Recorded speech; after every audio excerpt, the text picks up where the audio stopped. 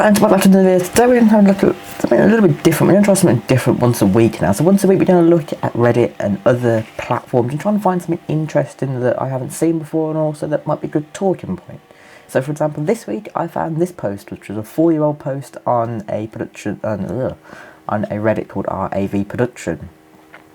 This really interested me when I found it. So I thought, what had happened to this, but also why did that happen and what can we learn from this situation. So we're going to take a look at what happened here and also, what can we do to avoid this very, very expensive mess. So around 4 years ago, this post was posted and this image is very disturbing for me personally, as someone who likes gear and who likes equipment. Seeing a £300,000 video wall in pieces isn't the best thing in the world.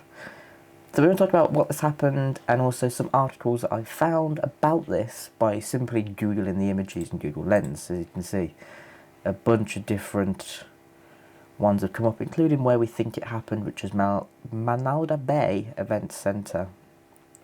So let's have a look at exactly why this happened. So taking a look at this article, which I'm going to leave a link into the description at the moment. This is called The Rigging World, which is another great article that I read quite often.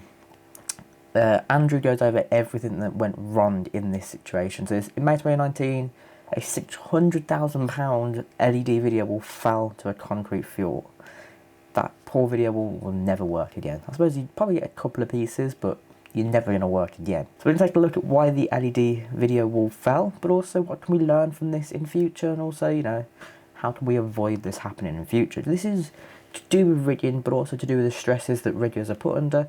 For instance, when they're told to put something in one place, but then the person with all the money says, I want it in that place, and it's practically impossible to move it because you've got to take it down, deassemble it, move it, lift it again. So we're going to take a look into that.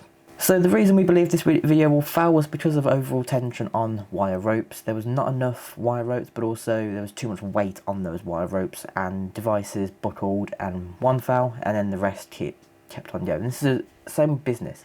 One issue turns into 100 other issues. Exactly what happened in this situation, where that poor video wall was up, perfectly fine, one rope went, the next, in a chain reaction, they all went. So obviously this was been suspended, so we can actually see in the image that it was suspended. You can actually see the ropes and chains there. You can see the truss, which if you look over this side, there must have been needing some chains there, but obviously there wasn't any chains there.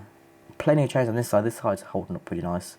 This side looks a bit, like it's drooped a bit, let's say. So looking at sort of why this happened and some of the other images that we have here, as I said, it was to do with the rope buckling. Now, a good way to avoid this is making sure everyone gets ETCP certified and also has the knowledge and power to do this. So, now lucky enough in this instance, no one was injured and it was just the video wall that got damaged, and I would imagine they probably would have got insurance money off it. Important points to learn from this is to make sure everyone who's working for you is certified in the appropriate certification areas. Whether these certifications that are on screen are different here in the UK, I'm not 100% sure, as I haven't really looked into this rigging world as much as I would have liked. But also simply double checking everything, double checking your ropes, double checking the weight limits, double checking what each piece of equipment can handle, and also double checking the weight of what you're lifting. Okay, because lights do weigh a lot, speakers do weigh a lot, especially on large scalable systems like this video wall, line arrays, lighting rigs.